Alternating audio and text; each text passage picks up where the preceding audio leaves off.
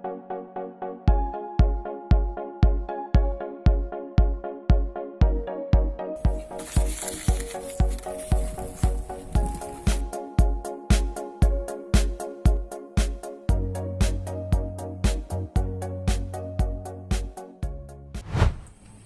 Bapak Zulfikri. Benar, Pak?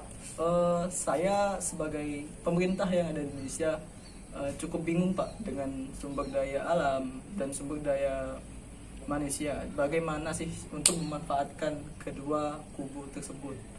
Apalagi mengingat Bapak kan sebagai dubes Indonesia yang berasal dari Malaysia, dari hal internasionalnya, Pak.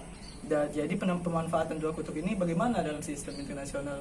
Misalnya seperti di negara Bapak kunjungin, itu di negara Malaysia, itu bagaimana? Kalau saya lihat dari negara Malaysia, sumber daya manusianya itu terlatih daripada yang ada di Indonesia. Sebab mereka dari kecil sudah diajarkan bahasa Inggris. Bahasa Inggris ini adalah bahasa internasional, bahasa yang paling banyak digunakan untuk perdagangan. Sebab itulah mengapa sumber daya di Malaysia lebih menang daripada yang ada di Indonesia. Jadi pada saat ada kontraktor asing yang mau merekrut sumber daya manusia di Malaysia, mereka dapat dengan mudah daripada yang Indonesia, sebab mereka sudah terlatih dari awal.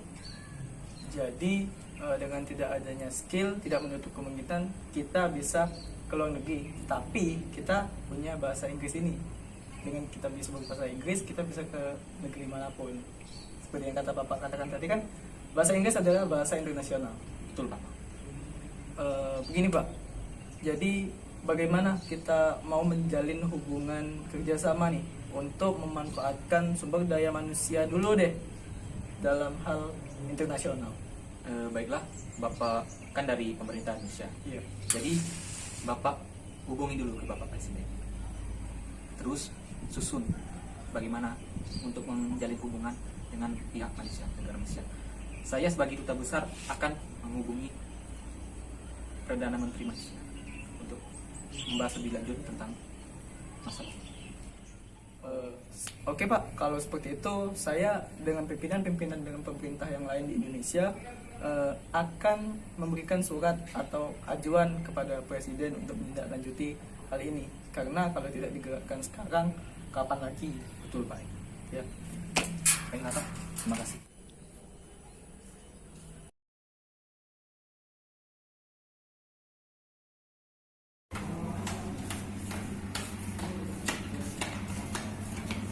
Permisi, Pak, saya ingin bertanya, apakah benar Indonesia akan menjalin kerjasama antara Malaysia untuk guna meningkatkan sumber daya manusianya? Ya, benar. Jadi saya dengan pemerintah Indonesia telah menjalin kerjasama dengan Duta Besar Indonesia yang ada di Malaysia terkait untuk memanfaatkan sumber daya manusia yang ada di Indonesia. Apakah ini sudah disetujui oleh Bapak Presiden? Untuk hal itu masih belum bisa kita pastikan disetujui atau belum, karena saya baru selesai dari rapat dan ini kemungkinan akan langsung ke gedung Presiden untuk meminta persetujuannya. Baik, Pak, terima kasih atas waktunya.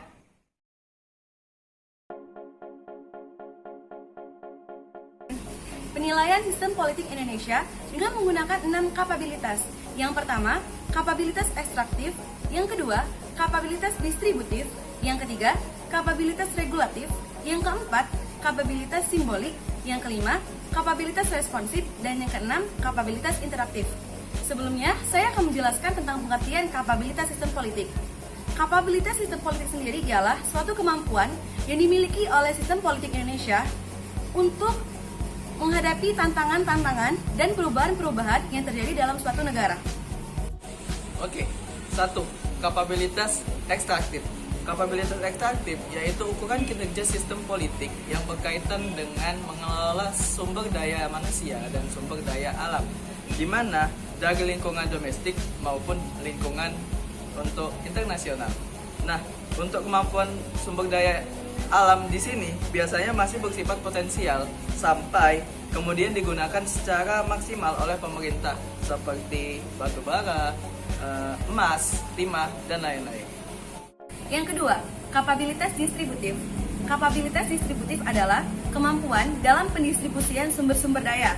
mulai dari sumber daya alam dan sumber daya manusia, seperti contoh yaitu listrik, minyak bumi, dan lain-lain. Kapabilitas distributif sendiri yaitu sebagai pemerataan dalam suatu wilayah satu dengan wilayah lainnya. Kali ini yang ketiga saya akan menjelaskan tentang kapabilitas regulatif atau yang kita kenal dengan pengaturan.